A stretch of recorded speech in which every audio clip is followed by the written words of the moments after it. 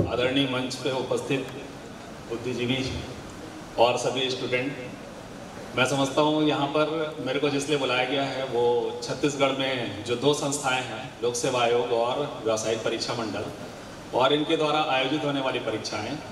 और इसके माध्यम से आप अपना करियर निर्माण कैसे कर सकते हैं, इस संदर्भ में मैं कुछ बोलना चाहूँगा।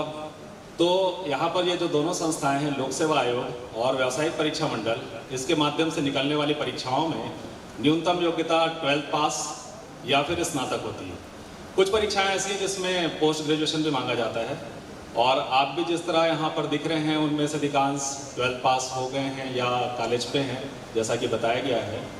तो उनको अभी या कॉलेज के दौरान अभी जिस जगह पर आप पढ़ाई कर रहे हैं, तो ऐसा क्या पढ़ लेना चाहिए कि इन फ्यूचर जब आप कभी इस तरह की शासकीय सेवाओं में आना चाहते हैं तो उस जगह पर आपको अभी से ही ऐसे अपनी कैसी फाउंडेशन मजबूत करना चाहिए कि आप ग्रेजुएट होकर निकलते के साथ या 12th के बाद ही यदि आपको कोई अपॉर्चुनिटी मिलती तो उस जगह पर कैसे अपने आप को स्थापित कर सकते हैं, इस संदर्भ में मैं कुछ बोलना चाहूँगा। पहले तो इन परीक्षाओं के बारे में बता दूँ कि व्यावसायिक परीक्षा मंडल के माध्यम से जो परीक्षाएँ निकल रही हैं, आप अपने आसपास में जो भी शासकीय कार्यालय देखते हैं, इनमें जो पदस्थ लोग होते हैं उन लोगों को आप ध्यान से देखें, या उसमें जो अधिकारीगण होते हैं उनको देखें, तो उसमें सिविल सर्विसेज अर्थात संघ लोक सेवा आयोग के माध्यम से होने वाली परीक्षाओं को छोड़ दें तो बाकी अन्य जो सेकंड मतलब द्वितीय श्रेणी या तृतीय श्रेणी जो आपके बीच में कर्मचारी अधिकारीगण होते हैं, ये लोग इसी संस्थाओं के माध्यम से चयनित होकर आपके समक्ष सर्विस के लिए उपस्थित होते हैं। आप भी यदि इनको देखकर प्रेरित होते हैं कि ऐसा कुछ बनना चाहते हैं, तो स्कूली जीवन से या जहाँ पर आप हैं अभी कॉलेज पे या कॉलेज से पास आउट हो गए हैं, तो ऐसी क्या तैयारी करें कि आप इस तरह से जल्द ही बन सकें। तो सबसे इम्पॉर्टेंट होता है इन्फॉर्मेशन, कि इनका हम कैसे जानकारी पता करें कि किस तरह से ये संस्थाएं कौन सी विज्ञापन या कौन सी वैकेंसियां निकाल रही हैं, या कुछ परंपरागत रूप से आपके बीच में जो बहुत ही चर्चित पोस्ट आपके बीच में दिखाई देती है। यदि मैं एकदम तृतीय वर्ग से स्टार्ट करूं तो वो पटवारी, वो रेवेन्यू इंस्पेक्टर, वो आमीन पटवारी, या उस आपके बीच में जो सहायक विकास विस्तार अधिकारी, या कृषि में यदि आप ग्रेजुएट हो रहे हैं तो वो कृषि विकास अधिकारी, या इस तरह के और भी और कुछ स्पेसिफाई जो कुछ कोर्स आप करते हैं उनसे संबंधित जो तृतीय वर्ग पे आप दिखाई देते हैं, वो बहुत ही प्रचलित पोस्ट होती हैं। और कुछ पोस्ट कभी कभार निकलती हैं, वो आपके बीच में जितने भी प्रकार के इंस्पेक्टर जैसी पोस्ट होती हैं, चाहे वो मंडी इंस्पेक्टर हो या फूड इंस्पेक्टर हो या पुलिस सब इंस्पेक्टर हो, इस तरह की पोस्ट ये व्यावसायिक परीक्षा मंडल जैसी संस्था जो हमारे बीच है वो उसके द्वारा आयोजित होती है। और वहीं लोक सेवा आयोग, राज्य पीएससी जिसको कहते हैं, उसके माध्यम से द्वितीय श्रेणी की अधिकांश परीक्षाएं या फिर राज्य सेवा प्रशासनिक सेवा की परीक्षा, जिसमें द्वितीय एवं तृतीय श्रेणी की भी बहुत सारी पोस्ट एक साथ प्रकाशित होती हैं, उनके माध्यम से आप अपना करियर निर्माण कर सकते हैं। तो इम्पॉर्टेंट ये होता है कि जैसे राज्य सेवा परीक्षा है उसकी तो एक फिक्स तिथि है कि वो 26 नवंबर को अपना विज्ञापन निकालते हैं, और प्रारंभिक परीक्षा की तिथि एक परंपरा अनुसार फरवरी पे देते हैं, और मुख्य परीक्षा की तिथि मई माह में देते हैं। साक्षात्कार वगैरह उसके बाद में कभी भी सितंबर अक्टूबर तक होता है, दिसंबर तक वो आपकी पोस्ट भी डिक्लेयर हो जाती है और आप क्या बनना चाहते हैं वहाँ तक आप पहुँच भी सकते हैं। उसके बाद फिर सर्विसेज करते हुए अपने बीच में उपस्थित होते हैं। वही व्यावसायिक परीक्षा मंडल में कुछ सर्टेन नहीं रहता, कभी भी कुछ भी निकल सकता है, इसके प्रति हमारे को बहुत सतर्क रहना होता है। कुछ इस तरह से जो कैरियर संबंधी इंफॉर्मेशन जहाँ से मिलती है, या तो वो, या फिर आप अभी इंटरनेट के युग में हैं जहाँ पर सभी लोग लगभग स्मार्ट मोबाइल इस्तेमाल कर रहे हैं या अपने सिस्टम पे बैठते हैं, तो उस जगह पर व्यापम भी यदि आप गूगल पे टाइप कर देंगे, सीजी व्यापम भी टाइप कर देंगे, तो वो संस्था की वेबसाइट सामने आ जाती है, और उसमें जो भी अब तक निकली हुई कुछ वैकेंसियों की पुरानी जानकारी भी है, और साथ में आप उस पर नवीनतम जो भी जानकारी जो कि न्यूज़पेपर के माध्यम से भी आपको कहीं पता चली थी उसके डिटेल भी मिल जाते हैं। और कुछ हम जैसे लोग भी हैं और सोशल मीडिया पे भी लोग सक्रिय लोग हैं, वो लोग भी आपको हमेशा इस तरह की इन्फॉर्मेशन ज़्यादा से ज़्यादा उपलब्ध करा सकें। और इस तरह जिला प्रशासन, जिसका आपको आभारी होना चाहिए, मैं भी आभारी हूँ कि इस तरह का करियर सेमिनार करवा कर ये जानकारी आप तक उपलब्ध करवाएं। तो सबसे इम्पोर्टेंट होता है कि ये इन्फॉर्मेशन मिल तो जाए। मैं बहुत सारे ऐसे प्रतियोगियों को मिलता रहा हूँ जिन लोगों को पता ही नहीं चल पाया कि वो पोस्ट निकली कब और कब उसकी परीक्षा हो गई, कब वो आपके बीच में अचानक ज्वाइन करने आ गए। वो न्यूज़पेपर पे जब कभी उनके फोटो छपते थे कि ये इन्होंने इस सफलता को अर्जित किया या ये बन गए, तो लोग खोजने निकलते कि ये परीक्षा हुई कब और ये बन कैसे गए। तो सबसे इम्पॉर्टेंट होता है इन्फॉर्मेशन। आप अपने स्कूल कॉलेज के जीवन से ही इम्पॉर्टेंट है कि आप किसी भी तरह से ऑनलाइन ऑफलाइन किसी भी माध्यम से न्यूज़पेपर तो रेगुलर पढ़ा करें, बहुत सारी इन्फॉर्मेशन हमको वहाँ से मिल जाती है। दूसरा, इन परीक्षाओं की जो फाउंडेशन है वो सामान्य ज्ञान से होती है, सामान्य ज्ञान, जनरल स्टडी, वैसे तो कहा जाता है कि कोई भी एनसीईआरटी की पुस्तकें जो भी आपकी 10th क्लास तक आपने पढ़ा, यदि आप उसको अच्छे से टॉपिक वाइज अलग अलग करके पढ़ें तो उन्हीं सब का निचोड़ ही एक सामान्य ज्ञान होता है। फिर इसके बाद में जब आप कंपटीशन एग्जाम की तैयारी करने निकलते हैं 12th के बाद या स्नातक के बाद, तो कुछ स्पेसिफाई इन्हीं पुस्तकों को रेडीमेड नोट्स बना के भी मार्केट में पुस्तकें उपलब्ध हैं। कुछ पुस्तकों के नाम भी मैं लास्ट में बताने की कोशिश करूंगा। तो उन पुस्तकों को भी यदि आप अलग से ले लें और स्पेसिफाई स्टडी एक जनरल स्टडी के आधार पर करना शुरू करें, तो आप पाएंगे कि ये दोनों संस्थाएं जो छत्तीसगढ़ में हैं, इनके माध्यम से जो विभिन्न प्रकार के आज तक प्रतियोगी परीक्षाएं आयोजित हुई हैं, इनका एक सॉल्व पेपर भी आपको मिलता है मार्केट पे। ये इसी नाम से मिलेगी कि राज्य लोक सेवा आयोग की परीक्षाओं में जो भी अब तक परीक्षा हुई है उनमें आए हुए प्रश्नों का एक हल प्रश्न पत्र, या व्यावसायिक परीक्षा मंडल में आयोजित अब तक की परीक्षाओं का हल प्रश्न पत्र भी आपको मिलता है। यदि आप उसको मार्केट से लेके थोड़ा बहुत भी आप पलटने की कोशिश करें तो शायद आपका कॉन्फिडेंस लेवल भी बढ़ सकता है कि आप तो अभी तक जो पढ़े हैं 12th तक या स्नातक तक, उसमें पता चलेगा कि 50% क्वेश्चन तो वहीं से आए हैं, भले आपसे ना बने लेकिन उन क्वेश्चन का परिचय तो आपको हो जाएगा। तो वहां पर आपका कॉन्फिडेंस लेवल बढ़ जाएगा। आपको लगने लगेगा कि जब अभी हमने कोई तैयारी भी नहीं की है, केवल स्कूली जीवन कॉलेज जीवन तक पहुंचे हैं, तो हमसे 50% तो देखते बन जा रहा है, तो थोड़ा बहुत पढ़ लेंगे तो और बन जाएगा। फिर आप ये भी पता करेंगे कि आखिर कितना बना लेने से लोगों का चयन हो गया। तो आप पाएंगे कि आप जितना बना रहे हैं बिना तैयारी के, उससे 20-30 नंबर और एक्स्ट्रा आप उसमें जोड़ दें तो आप आराम से चयनित हो सकते हैं। किसी भी टाइप से अपने आप को मोटिवेट करने का ये सबसे बढ़िया तरीका होता है। ऐसे मोटिवेशनल बहुत सारे अपने बीच में हैं जो चयनित होकर आपके बीच यहाँ पदस्थ भी हैं, आप उनसे मिलकर भी मोटिवेट हो सकते हैं। लेकिन सबसे बढ़िया सेल्फ मोटिवेशन का ये तरीका होता है कि यदि आप इन परीक्षाएं जो अभी तक आयोजित हो चुकी हैं उनके पेपर मार्केट में बहुत आसानी से उपलब्ध हैं। यहाँ पर आप ऑनलाइन भी कहीं पर देख सकते हैं, लेकिन मैं मना करूँगा कि आप मोबाइल पर किसी तरह का इस तरह का PDF को बहुत करीब से देखें। उसमें ज़्यादा अच्छा है कि आप उसकी हार्ड कॉपी लें, उसमें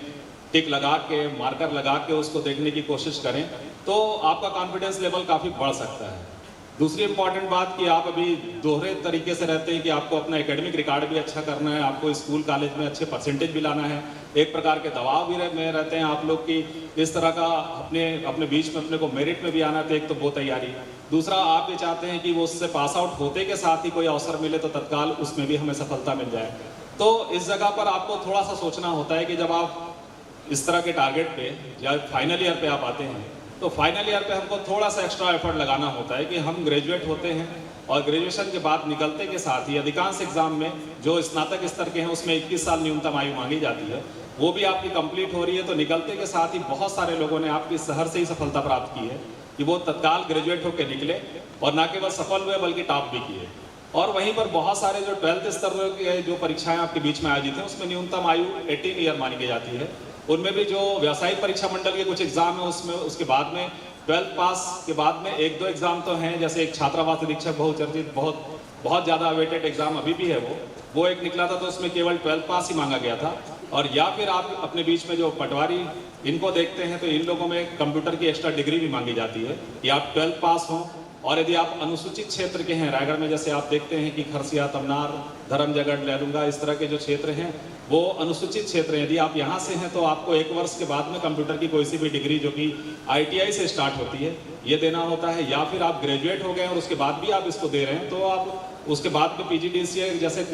डिग्री होती है, इनको करने का आपके पास अवसर होता है, इनको आप 1 साल बाद भी दे सकते हैं। और यदि आप रायगढ़ क्षेत्र में रहते हैं जो अनुसूचित नहीं है तो आप इस समय 12th के बाद में ITI भी कोपा से कर सकते हैं और इस परीक्षा के लिए भी आप एलिजिबल हो जाते हैं। बहुत सारे ऐसे भी संस्थाएं रही हैं जो अपने यहाँ का सहायक ग्रेड 2, सहायक ग्रेड 3 के एग्जाम लेती हैं, उनमें भी ये ITI कंप्यूटर काम आ जाता है। तो यदि आपको लगता है कि हमें 12th के बाद ही कुछ करना है तो ये इस कंप्यूटर की भी कोई ना कोई एक डिग्री को लेने की आप कोशिश करें। और स्नातक के बाद तो आप कुछ भी दे सकते हैं। स्नातक के बाद में भी आपको यदि ये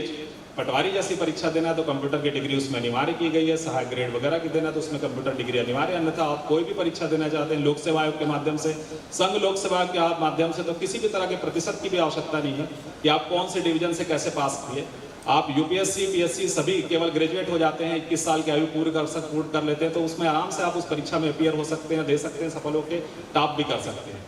तो इस तरह के 2 अपॉर्चुनिटी के बारे में मैं चर्चा कर रहा था जो कि व्यावसायिक परीक्षा मंडल और लोक सेवा आयोग, राज्य लोक सेवा आयोग के माध्यम से यहाँ पर आयोजित होती है। तो राज्य लोक सेवा आयोग की परीक्षा पे मैं जाऊँ इसके बाद में, जैसा मैं उसके बारे में बता पा रहा था कि वो नवंबर में परीक्षा प्रकाशित होती है, वो आपको फरवरी में एक परंपरा अनुसार परीक्षा की तिथि देते हैं और मुख्य परीक्षा उसमें रिटर्न पैटर्न पे होती है, जो कि मई माह में प्रस्तावित होती है, और उसके बाद में फिर परिणाम और फिर आपका पदस्थापना जैसी बात होती है। तो इसकी शुरुआत यदि आप करना चाहें, मैं ऊपर से स्टार्ट कर रहा हूँ कि लोक सेवा आयोग की परीक्षा यदि आप स्टार्ट करना चाहें, आप अभी फाइनल ईयर में यदि हैं, सेकेंड ईयर में हैं, तो भी आप स्टार्ट कर सकते हैं। करना कुछ नहीं है, वही बेसिक सामान्य अध्ययन की आपको तैयारी करनी होती है। इसमें प्रारंभिक परीक्षा 2 प्रकार की होती है, एक तो जनरल स्टडी जिसका एक पेपर होता है, इसमें ही आपकी मेरिट के आधार पर आपका चयन होता है, और एक परीक्षा सीसेट की होती है उसमें, जिसमें लगभग एप्टीट्यूड और हिंदी और छत्तीसगढ़ी का बहुत बड़ा वेटेज होता है। यदि आप उसको ठीक करते हैं तो वो केवल क्वालिफाइंग होती है। क्वालिफाइंग भी जैसे कैटेगरी वाइज है तो उसमें 23% और अनरिजर्व कैटेगरी में 33% आपको लाना होता है, तो उसमें ज़्यादा एफर्ट लगाने की जरूरत नहीं पड़ती।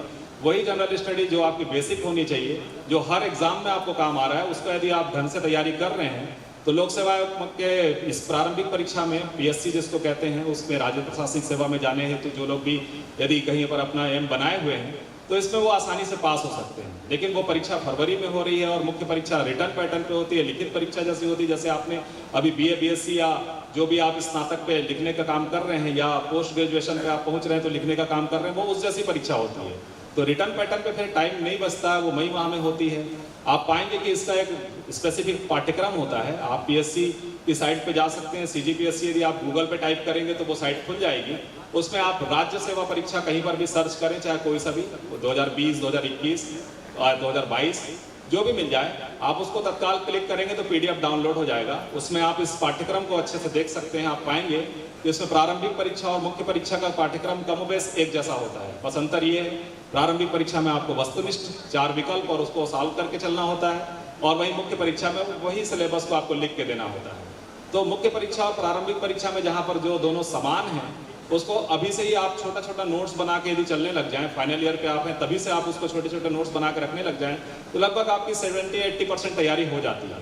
और ये बहुत ज़्यादा तैयारी है, इतनी तैयारी में लोग डिप्टी कलेक्टर बन जाते हैं। लेकिन और एफर्ट आप उसके बाद लगाएंगे जब आप मुख्य परीक्षा में पहुंचेंगे। 1-2 विषय आपके एक्स्ट्रा रह जाते हैं, उसके भी मार्केट में आसानी से स्टडी मटेरियल उपलब्ध हैं, ऑनलाइन भी उपलब्ध हैं। आप बस कोशिश ये करें कि जैसे आपने अभी अपने स्नातक जीवन में लिखित परीक्षा का लिख के ही तैयारी किया होगा, या परीक्षा टाइम पे पढ़ने वाली प्रवृत्ति आपकी नहीं होगी, तो उस जैसा बस आप एक लिखित नोट्स बना लें तो आप बड़े आसानी से इसमें भी चयनित हो सकते हैं। इसके बाद साक्षात्कार का दौर होता है, वो एक प्रकार का व्यक्तित्व का परीक्षण होता है। कई लोग भी उसमें भी एक्स्ट्रा एफर्ट लगाने लगते हैं, लेकिन व्यक्तित्व का कैसे अभी से ही निखारें, अभी से ही ठीक ठाक करें। तो आप अपने स्कूली जीवन या कॉलेज जीवन में जो बहुत सारी प्रतियोगिताएं होती हैं, आपके यहाँ भी क्विज कंपटीशन होता होगा, परिचर्चा, वाद विवाद, भाषण प्रतियोगिता, निबंध प्रतियोगिता, इस तरह की प्रतियोगिताएं होती होंगी, उसमें अभी से पार्टिसिपेट करें,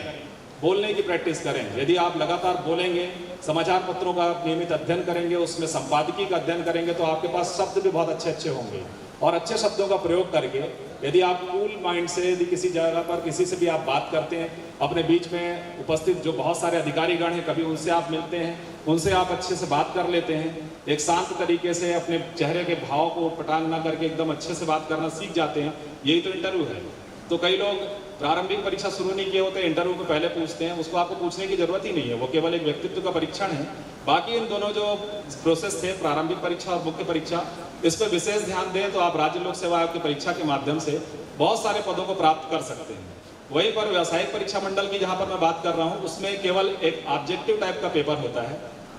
और बस उसके बाद आपका सिलेक्शन निश्चित हो जाता है, आप तत्काल ज्वाइन कर सकते हैं। कुछ ऐसे भी परीक्षाएं उसमें जिसमें ट्रेनिंग के बाद ज्वाइन कर सकते हैं। तो लोग ज़्यादातर व्यावसायिक परीक्षा मंडल को भी प्रेफर करते हैं कि वो 12th पास हो गए हैं या स्नातक भी हो गए हैं, और बहुत सारी परीक्षाएं साल भर निकलती हैं। और व्यावसायिक परीक्षा मंडल में कहीं पर भी रिटर्न पैटर्न नहीं होता, वो पूरी तरह से ऑब्जेक्टिव परीक्षा, किसी में 100, किसी में 200, किसी में 300 क्वेश्चन का होता है। हाल फिलहाल में मेरे को जो याद आता है, अभी जो एग्जाम संपन्न हुए, जैसे 30 सीट के लिए रायगढ़ के लिए पटवारी के लिए परीक्षा हुई थी, 150 क्वेश्चन इसमें आते हैं, जिसमें लगभग 60-70% जनरल स्टडी का वेटेज होता है, बाकी हिंदी, इंग्लिश, वही 10th क्लास की ग्रामेटिकल पोर्शन जो है वही फिर से आते हैं। थोड़ा बहुत एप्टीट्यूड आप समझते हैं, एक साधारण सा मैथ्स रीजनिंग, बहुत हैवी नहीं करें और बहुत ज़्यादा उसमें एफर्ट भी नहीं लगाएंगे तो भी चल जाता है कि उसमें 150 क्वेश्चन यदि थे और 150 मार्क के थे, तो लगभग 100 भी कोई बना रहा है, 110 भी बना रहा है, तो वो आसानी से पोस्ट पा रहा है। तो आप अपने मजबूत पक्ष को भी पहचान सकते हैं कि मुझसे क्या नहीं बनता, उस पर ज़्यादा भागने की जरूरत नहीं है। मुझसे जो बनता है उसको मैं बहुत जी जान एक करके अच्छे से उस पर पूरा एफर्ट लगा दूं और उसमें अच्छे से अच्छा स्कोर कर सकूं, तो आप आराम से व्यावसायिक परीक्षा मंडल की कोई भी परीक्षा को पास कर सकते हैं, कोई भी पोस्ट पा सकते हैं। सोचिए वो कितना आसान है कि उसमें केवल ऑब्जेक्टिव पैटर्न था, आपने OMR शीट पे गोला करना सीखा। मैं जैसे जानता हूँ जिला प्रशासन के माध्यम से भी एक परीक्षा इस तरह की कुछ आयोजित करने वाले हैं शायद कल या परसों में, आप उस परीक्षा का पैटर्न समझ जाएंगे। उसमें भी आपको ऐसी 50 क्वेश्चन ऑब्जेक्टिव मिलेंगे और उसमें भी ऐसी OMR शीट मिलेगी, उसमें भी आपको ऐसी गोला करना होगा। वो यदि आप कर लेते हैं तो सोचिए उससे आपकी ज़िंदगी बदल जाती है। तत्काल ही आपको 1 महीना या 2 महीना के भीतर में ही एक पोस्ट डिसाइड हो जाती है और आप उस पोस्ट पे तत्काल ज्वाइन भी कर लेते हैं। ये इतना आसान है, बस इन्फॉर्मेशन तो हो कि पता तो चले कि निकलता कब है और क्या निकलता है। और उसके बाद में आपकी ये बेसिक तैयारी जो आप अभी स्कूली जीवन या कॉलेज जीवन से कर रहे हैं या जिला प्रशासन के माध्यम से ऐसी कोई तैयारी कराने का भी आपको जल्द ही शायद अवसर प्रदान किया भी जाने वाला है, तो आप इस प्रतियोगी माहौल में यदि आ जाते हैं, इम्पॉर्टेंट माहौल है, उस माहौल पे आ जाते हैं, आप स्वयं अपने स्कूल या कॉलेज में बनाते हैं, तो फिर कुछ नहीं है, बहुत आसानी से आपके बीच के ही लोग चयनित होकर आपके बीच ही सेवा कर रहे हैं। आप शायद उन लोगों को जानते भी होंगे। और इसके बाद भी कहूँगा कि यदि आप पोस्ट ग्रेजुएशन कर रहे हैं, PG कर रहे हैं आप, तो PG करने के बाद भी एक बड़ा अवसर होता है कि यदि आप पोस्ट ग्रेजुएशन कर रहे हैं तो उसमें भी आप यदि 50% प्लस कैटेगरी वाइज और या अनरिजर्व कैटेगरी में 55% यदि ला रहे हैं पोस्ट ग्रेजुएशन में, तो नेट की परीक्षा और उसका कल ही रिजल्ट आया है। आप देखे होंगे रायगढ़ से बहुत सारे लोगों का नेट में भी क्वालिफाई हुए हैं, उसमें क्वालिफाई तो होना होता है।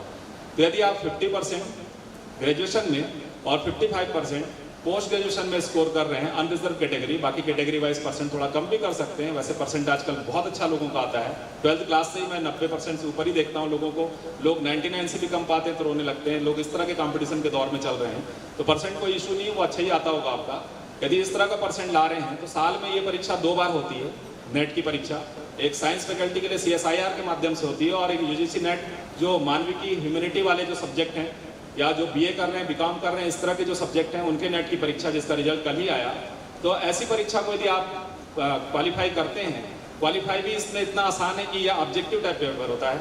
150 क्वेश्चन इसमें भी आते हैं और इसमें माइनस मार्किंग भी नहीं होता। तो आप सोचिए आप कितने ज़्यादा उसमें स्कोर कर सकते हैं। और उस स्कोर करने के बाद में यदि एक स्कोर का लेवल ऊपर हुआ तो उसमें आपको JRF भी मिल सकता है, जूनियर रिसर्च फेलोशिप। आप आगे थीसिस और PhD की ओर जा सकते हैं। लगभग 3 साल में आपकी PhD कंप्लीट हो सकती है। वो JRF में लगभग 35 से 40 हज़ार रुपये